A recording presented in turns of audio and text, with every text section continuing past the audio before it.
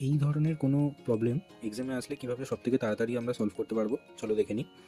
সবার প্রথমে আমরা একটুখানি এটার ছোট সংখ্যা দিয়ে দেখবো যে কী করে এটাকে সলভ করা যায়। তাহলে এখানে যদি আমরা দেখি এই প্রবলেমটাকে, এটাকে আমরা দুভাবে সলভ করতে পারবো। এখানে যেটা আমরা শিখে এসেছি, এটাকে প্লাস করে তার এটা রুটটা করতে হয়। তাহলে এটা প্লাস করলে হবে হচ্ছে 9, √9 ভ্যালু হচ্ছে 3। আর এটা আমরা যে পদ্ধতিতে শিখবো সেটা হচ্ছে এই দুটো সংখ্যা যোগফল কত হবে, 5 আর 6 ইন্টু হাফ।